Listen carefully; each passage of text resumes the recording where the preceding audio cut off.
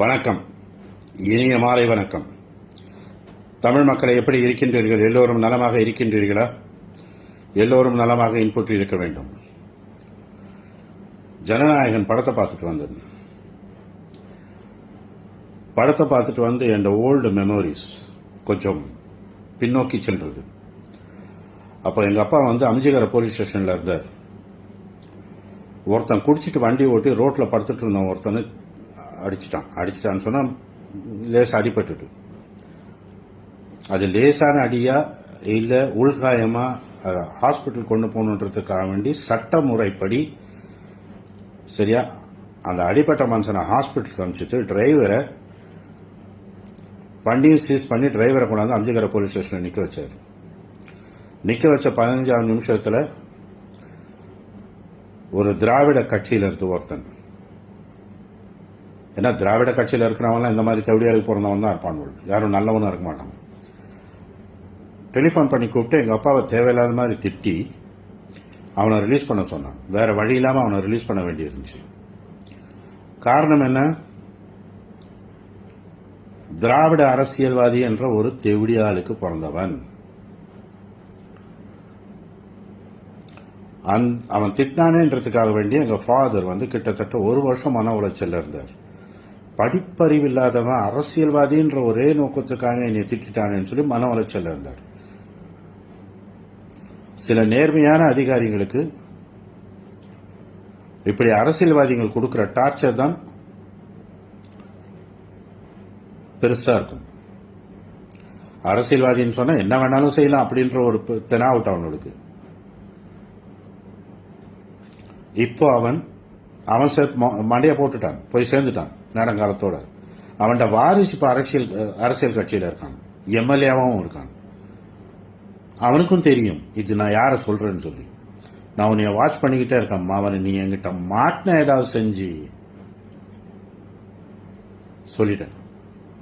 சென்னையில் தானே இருக்க, நீ பார்த்துக்கலாம், மாட்டு. ஸோ அடுத்த சப்ஜெக்டுக்கு போவோம். இந்த சினிமா நடிகர்லேயே வளர்ந்தவன் ஒருத்தன் இருக்கான். அவனோட பேர் என்ன? சத்யராஜா, சத்தியமில்லாத ராஜவன். அவருக்கு மாற்றம் இல்லையா? மாற்றம் வரும் என்று நினைச்சு அவர் ஓட்டு போட்டாராம். தட் மீன்ஸ் என்ன அர்த்தம் வந்து திமுக அகேன்ஸ்டா அவனே ஓட்டு போட்டிருக்கான் டிவி கேக்கு. அதுக்கு அர்த்தம் அதுதான். அதுக்கு அர்த்தம் அதுதான். ஓட்டு போட்டுட்டு இன்னைக்கு திமுக காரண்ட காலை நக்கிறதுக்கு மாற்றம் வரும்னு நினைச்சா எங்க மாற்றம் வந்ததுன்னு கேட்டான். ஏன்டா பொறுக்கி பண்ணாட போயிட்டு கேஸ் போடணும்னா போடு. அடே பண்ணாட சத்தியம் இல்லாத ராஜ் இங்க வா. இன்னைக்கு ஊழல் பெரும்பாலான இடத்துல தடுக்கப்பட்டிருக்கு. நிறைய மக்கள் கிட்ட இருந்து மெசேஜ் வருது, நாங்க போனோம் நேரடியா எங்களுக்கு சர்டிபிகேட் கிடைக்குதுன்னு. நாங்க போனோம் நேரடியா பத்திரப்பதவி நடக்குதுன்னு சொல்லி. சரியா? ஸ்கூல்ல ஃபீஸ் இது வந்து பார்ட்டி ஃபண்ட் வாங்கிட்டு ஸ்கூலுக்கு பர்மிஷன் கொடுத்துட்டு இருந்தாங்க.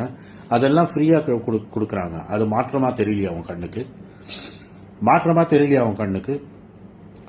சரியா? கட்டிட தொழிலாளர்கள், கட்டிட வன்னுலர்கள் சரியா பார்ட்டி ஃபண்ட் கொடுத்துட்டு தான் அவங்களுக்கு பர்மிட் கிடைக்கும்னாங்க. அது கொடுக்காம அவங்களுக்கு எல்லாருக்கும் ஃப்ரீயா இது கிடைக்குது. அதுவும் எனக்கு மாற்றமா தெரியலையா? ஊருக்கு 50 வருஷ காலமா ஆண்டு கொண்டிருந்த திராவிட அரசியல், ஒரு ஊருக்கு பஸ் இல்லைன்னா 2 கட்சிகளுமே மாறி மாறி ஆண்டு கொண்டிருந்த கட்சிகள் அந்த ஊருக்கு பஸ்ஸை கூட்டு அந்த பிள்ளைங்க பஸ்ல வர்றதுக்கு ஏற்பாடு செஞ்சு கொடுத்தது உனக்கு மாற்றமா தெரியலையா? உனக்கு மாற்றமா தெரியலையா? அம்மா உணவகத்தை இடிச்சு தள்ள முந்தைய திமுக அரசு அதை புதுப்பிச்சு தரமான உணவு கொடுத்து அதுல வருமானமும் அதிகமா வர வச்ச இந்த டிவிகே அரசு செஞ்ச மாற்றம் உனக்கு கண்ணில் தெரியலையா? கண்ணில் தெரியலையா? பெண்களுக்கு பாதுகாப்பு வேணும்ன்றதுக்காக வேண்டி சிங்கப்படையை ஒரு படையை உருவாக்கி அந்த படைக்கு ட்ரைனிங் கொடுத்து அந்த படைக்கு நவீன உபகரணங்கள் கொடுத்து உடனுக்குடன் கேள்வி கணக்கு கேட்கறாங்க, உடனுக்குடன் தண்டிக்கிறாங்க. அது உனக்கு மாற்றமா தெரியலையா? 5 வருஷமா போதை வஸ்துக்கள் நிறைஞ்சி இளைஞர்கள் சீரழிந்து கொண்டிருந்தார்கள் தமிழகத்தில். இன்னைக்கு எத்தனை இடத்துல போலீஸ் ரைட் பண்ணி அதெல்லாம் பிடிக்கிறாங்க. அதை விற்கிறவங்கள பிடிக்கிறாங்க. அதை சீஸ் பண்ணி அழிக்கிறாங்க. இது உனக்கு மாற்றமா தெரியலையா? உனக்கு எங்க இதெல்லாம் மாற்றமா தெரியும்? கல்யாணம் பண்ணி புள்ளைய பெற்று கல்யாணம் பண்ணிக்காம புள்ளைய பெற்றுக்கிறது மாற்றம்னு தெரியாத உனக்கு இதெல்லாம் எங்க மாற்றம்னு தெரியும்? நீ அப்படி ஒரு தரங்கட்ட ஒரு இதுல தானே வந்த. அப்படி ஒரு தரங்கட்டமான இதுல தானே வந்த நீ. உனக்கு எங்க இதெல்லாம் மாற்றம் தெரியும்? சரி, இப்படி பார்ப்போமே, வேற வழியா பார்ப்போமே.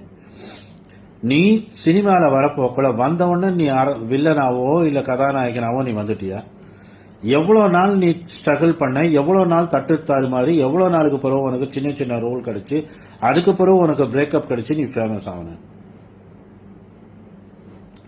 உடனடியாக கிடைச்சிட்டா? கிடைச்சிட்டு நீ இன்னும் உட்காந்துட்டியா? சரி, இது உள்ள இருக்கு. நீயும் ஒரு ஹீரோவா ஆக்ட் பண்ண, வில்லனா ஆக்ட் பண்ண, உனக்குன்னு ஒரு மார்க்கெட் இருந்துச்சு, உனக்குன்னு ஒரு ரசிகர் பட்டாளம் இருந்துச்சு, நீயே வரல. உனக்கே மக்கள் சப்போர்ட் பண்ணல. ஏன்னா நீ எல்லாம் ஒரு டுபாகூர்னு தெரியும் மக்களுக்கு. நீ எல்லாம் ஒரு தொடநடுங்கின்னு தெரியும் மக்களுக்கு. நீ எல்லாம் காசை வாங்கிட்டு பிய தின்றவன் சொல்லி மக்களுக்கு தெரியும். அதனால்தான் உன்னாலெல்லாம் வர முடியல.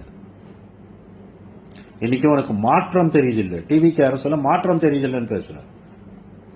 இப்ப நான் சொன்னது கொஞ்சம் தான். இதுக்கு மேல செஞ்சிருக்கு டிவிக்கு அரசு. இதுக்கு மேல செஞ்சிருக்கு டிவிக்கு அரசு.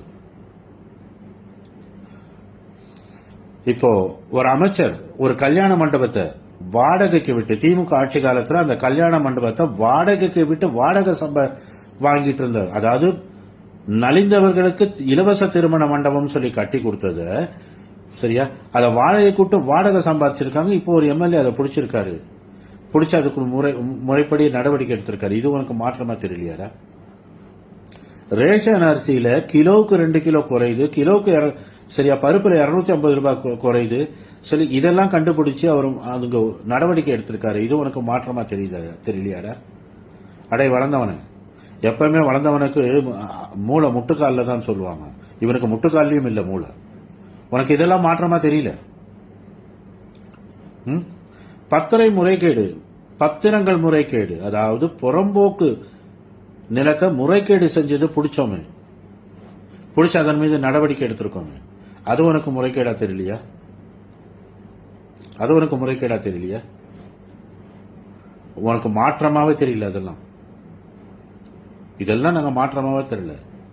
Electricity board, water and electricity போர்டில் இவ்வளவு ஊழல் நடந்திருக்குன்னு சொல்லி அதை பிடிச்சி அதுக்கு முறைப்படி நடவடிக்கை எடுக்க சொல்லி இது பண்ணியிருக்கோமே, இது உனக்கு மாற்றமா தெரியலையா? இது உனக்கு மாற்றமா தெரியுதா? நீ எங்க பாதி காசு கள்ளப்பணமும் பாதி காசு பாதி பணம் பிளாக் பண்ணியும் பாதி பணம் ஒயிட் பண்ணியில வாங்கிட்டு இருந்தவன் தானே நீ.